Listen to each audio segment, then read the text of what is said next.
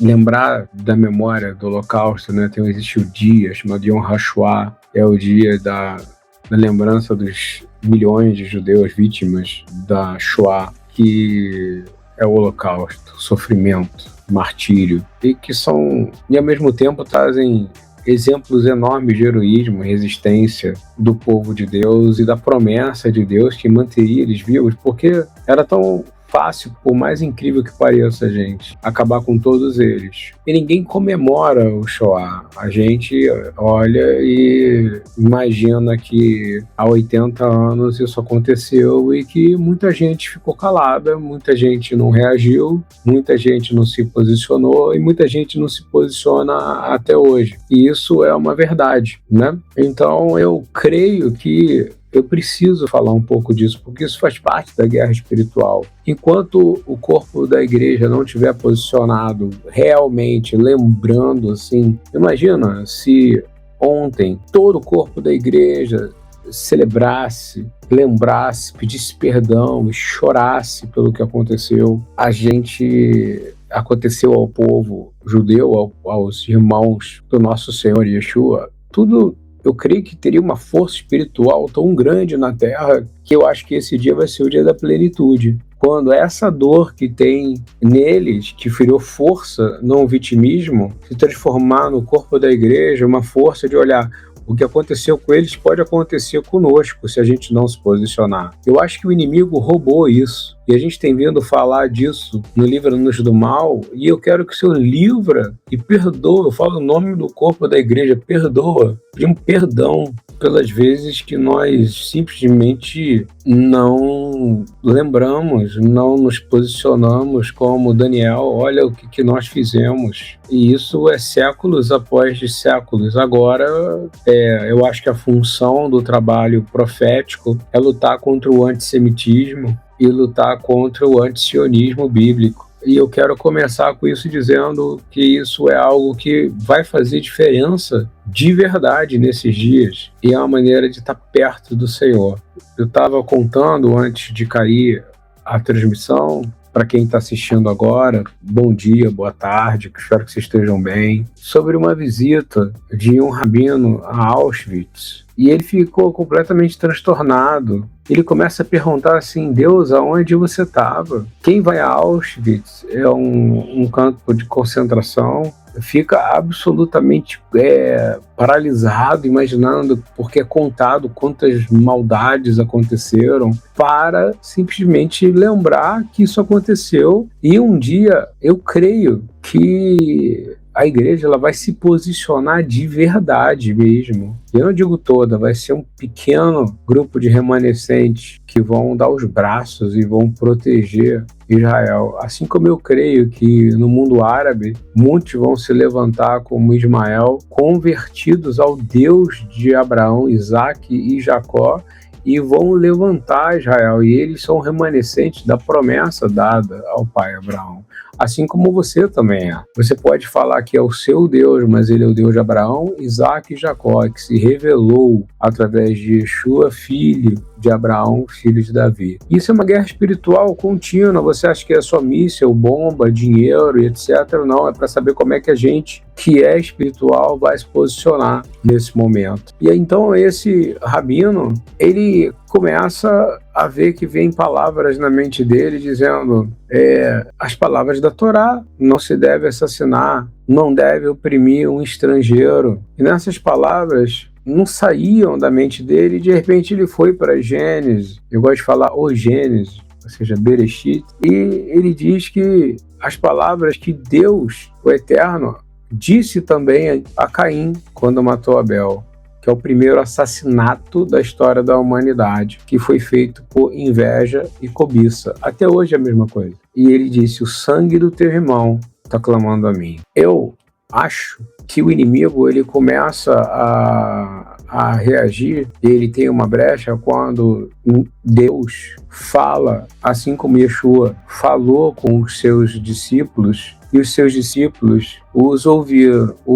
ouviram a ele, mas teve uns que não eram ensináveis. E é por isso que disse: meus verdadeiros discípulos são aqueles que ouvem a minha voz. E eu acredito que quando Deus fala com os seres humanos e os seres humanos se recusam a ouvir, Deus ele libera sobre o ser humano algo chamado livre-arbítrio. E eu tenho certeza que o Eterno sabia que Caim ia matar Abel. O que vocês acham? Deus sabia ou não? Vocês acham que Caim tem a capacidade? E se você está ouvindo agora, por favor, escreve no canal. Falta pouquinho para a gente estar com 3.000 inscritos. Essa live é uma live ainda surpresa. Eu não estou criando compromisso nenhum. Eu podia não entrar hoje, porque eu estou fazendo isso com uma questão de dialética, da gente estudar junto, um grupo pequeno, mas a partir de um determinado tempo a gente vai ter algo contínuo.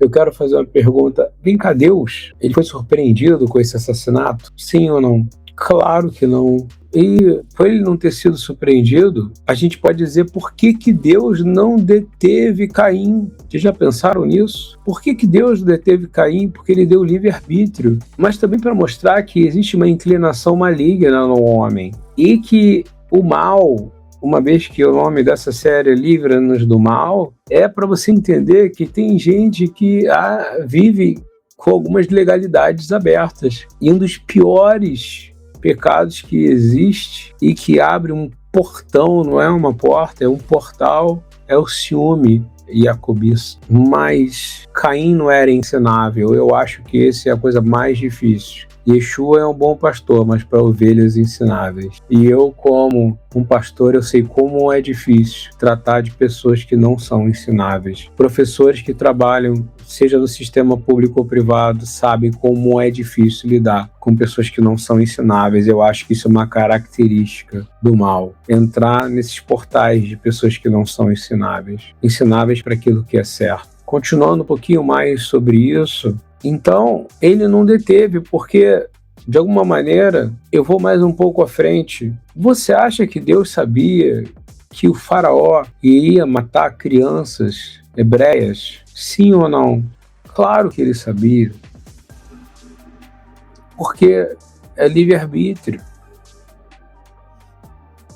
Mas ele deteu? Não. Você precisa entender uma coisa: a liberdade que Deus deu para nós, para podermos o amar de todo o coração, com toda a alma e com toda a força, não é uma obrigação amar ao Criador. Guarda isso. Aí que começa a grande vitória da vida de alguém. É quando ela entende que ela é livre para poder amar. E amar significa obedecer. E quando ela ama, ela começa a destruir as forças das trevas, mas não porque obriga. Ela começa a guardar mandamento porque ama. Ela começa a viver uma vida melhor porque ama e tem uma vida de sacrifício, que é adoração a Deus por amor. Mas Deus ele não pode tirar um grande dom que é o livre-arbítrio. E cada um vai prestar conta diante dele, assim como Caim vai prestar conta diante do Senhor. E com certeza ele vai prestar conta pela eternidade. Essa é a minha opinião.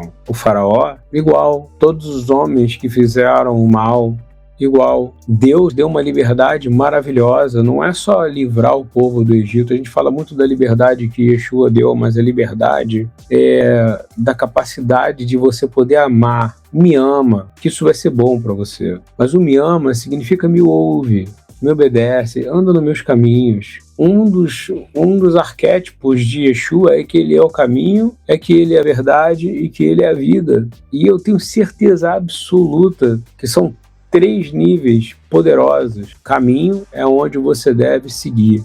Verdade são os sinais verdadeiros que vão te levar para um destino. E a vida é a vida eterna. É como você deve viver. Eu conheço um monte de gente que crê, que ama e que fala que vai ter uma alegria enorme de viver eternamente, mas ama essa vida aqui. Porque é a nossa conduta nessa vida, a nossa escolha, o livre-arbítrio de poder amar a Deus, ser ensinável a Deus, ouvia ele. Caim não ouviu. Faraó é criatura, mas não se tornou filho. O que acontece? Outros foram livres, porque foram ensináveis e obedeceram. Dando o caso do Egito, eles botaram sangue nos umbrais da porta. E o que aconteceu? O sangue nos umbrais da porta é simplesmente quem faz isso é porque obedece, porque acredita. E quando a gente acredita a Deus, a gente ama a Deus. Desculpa, quando a gente dá crédito a Ele. E o crédito dele é muito grande, né? E essa introdução que eu fiz, a gente teve um problema bem sério no começo de imagem, de som. Talvez eu grave essa aula de novo. Mas eu quero dizer que ele sabia de tudo isso e deu liberdade para todas essas pessoas. Ele poderia paralisar Herodes. Morreram muitas crianças inocentes quando Yeshua. Mas todas elas estão na eternidade sorrindo e vivas. Quem não está são aqueles que se levantaram contra Deus e que desconheciam a Deus. O mais importante é que Deus nos diz e nos ensina como usar essa liberdade. E essa liberdade é para a vida. Você sabe o que difere um seguidor de Yeshua de verdade, do Deus da Bíblia, do Deus de Abraão, do Deus de Isaac, do Deus de Jacó, do Deus de Israel, dos outros que amam? É que os outros querem conquistar território, destruir pessoas, construir território, destruir pessoas e dizer: nós vamos destruir, nós vamos dominar. Não, enquanto o povo, isso inclui a igreja santa do Senhor, que serve esse Deus e esse Messias, que é o rei dos judeus e o cabeça do corpo da igreja, eles amam a vida. Eles ouviram a palavra de Deus, que Deus é um Deus que nos ensina a celebrar a vida. Porém, quando os seres que foram criados pelo próprio Deus celebram a morte, é isso que eles vão receber se eles continuarem assim sem se arrepender, a morte eterna. E a morte eterna, ela é muito ruim, é uma morte sem vida. E com Yeshua a gente tem vida. Nós precisamos ter um coração ensinável, Sidney. E é isso que nos traz vida. E é isso que eu dei essa introdução sobre por que aconteceu o Holocausto. Para que a gente pudesse contar hoje que há um povo que sobreviveu e que está lá, e que a existência desse povo prova que a palavra de Deus é verdadeira, porque tudo que Deus falou se cumpriu. Eu acho isso fantástico, não sei quanto a vocês. E ainda vai se cumprir, ainda vai se cumprir. Voltando a falar um pouco sobre o Livra-nos do Mal, eu creio de verdade que nós terminamos que, assim como o Pai me enviou, também eu vos envio a vós. Nós fomos enviados por Yeshua para poder fazer diferença. E uma das diferenças é essa que eu acabei de falar: é orar, clamar, perdoar, ter misericórdia e sermos ensináveis a Deus. Eu não tenho dúvida nenhuma que as palavras e as obras de Cristo vieram do Pai, mas as palavras e as obras do crente, elas vieram dos ensinamentos de Yeshua, do Cristo, do Mashiach. E assim como Cristo revelou o Pai ao mundo, nós que cremos revelamos Cristo ao mundo. E o paralelo é absolutamente exato. Então, eu creio em 1 João 3,8, uma carta do apóstolo João, que diz que para esse propósito o Filho de Deus foi manifesto, para que ele pudesse destruir as obras do diabo. Então eu creio que se a gente estiver extremamente alinhado com isso, as obras do diabo, elas não têm força contra nós, mas nós precisamos crer que nós fomos enviados para isso. Em alguns lugares vai estar a obra do inferno, mas eu prefiro dizer a obra de Satã, do adversário, e dizer ele já está derrotado, ele já está no final. Por que ele já está no final? Porque a gente tem que crer que se ele nos trouxe e nos fez mal, agora, diante da palavra de Yeshua, basta cada dia seu mal, esse mal já foi derrotado. Simplesmente assim. Continuando um pouco, que Jesus, ele se manifesta encarnado, né? Com um corpo perfeito, sem pecado, e é por isso que tem um antes e depois dele, porque ele é o único homem que nasce de maneira sobrenatural, e a história prova isso. Não prova nada. Prova sim. É só ver qualquer livro aí, entrar em qualquer jornal, seja ele de qualquer religião, vai estar antes e depois dele. E eu creio que a palavra destruir, na essência dela, significa simplesmente desatar, desamarrar e desfazer. E é incrível, porque buscando estudar um pouco de como é que foi escrito o Novo Testamento, a gente vê essa mesma palavra do grego e ser, que vai dizer que João Batista olha para Yeshua e diz: eu não sou digno nem de desamarrar, desatar, desfazer os nós da sandália deste aí. Então, essas obras de Satã que Yeshua veio desatar, desamarrar e desfazer, diz a respeito aos resultados específicos da desastrosa queda de Adão, naquilo que ele tinha que tomar conta, que era o Jardim do Éden. Agora, o nosso desafio como nova criação é assumir nossos lugares de autoridade no reino de Yeshua e começar a reverter esses resultados aonde a gente estiver, dentro daquilo que não destrua a nossa casa, a nossa família. Nós precisamos entender como é que a gente pode fazer isso. Quando Adão desobedeceu ao Senhor e caiu em pecado, a natureza dele mudou. Aconteceu algo que a tradução correta é que houve uma corrupção. Ele se tornou corrompido, ele se tornou corrupto.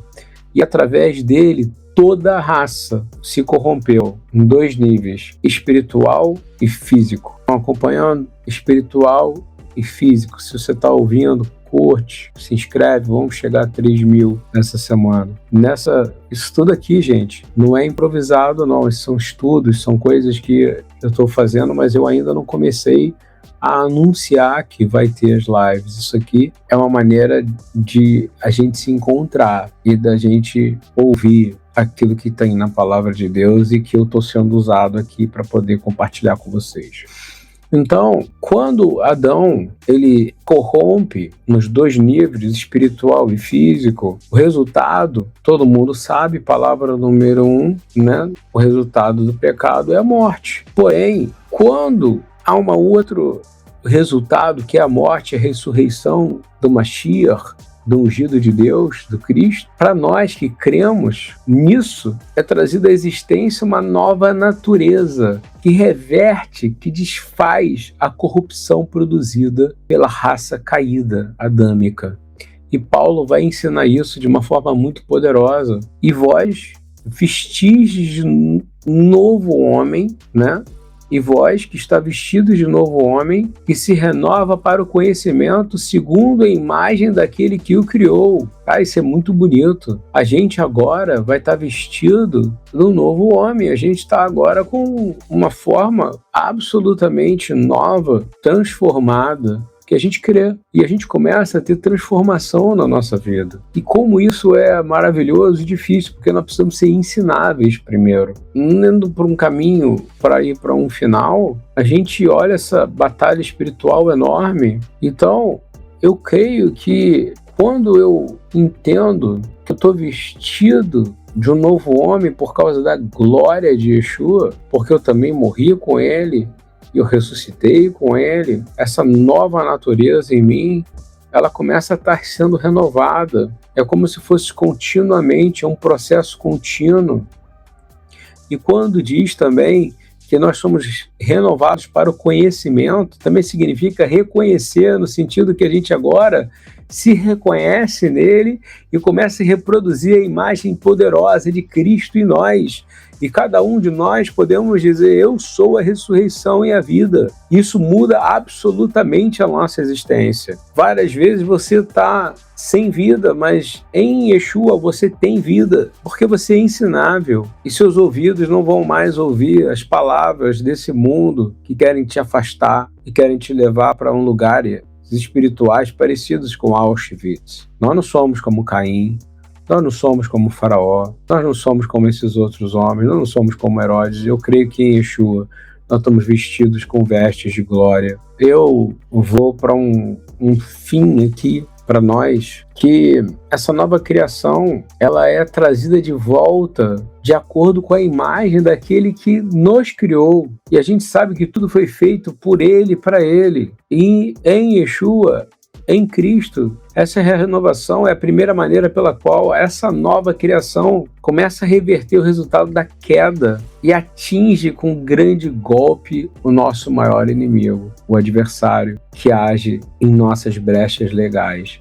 Mas toda vez que você lembra que você tem uma nova natureza em Yeshua, e você se arrepende, e você confessa, você desfaz a corrupção. E nós que cremos somos trazidos de volta, primeiro, ao conhecimento e ao reconhecimento, ao conhecimento do Cristo e ao reconhecimento do Pai, de tal forma que Ele nos faz nova criação, com o poder de expulsar espíritos malignos no nome e na autoridade de Yeshua. Porque você está nele, não ele em você. Isso é muito bonito, você está vestido dele.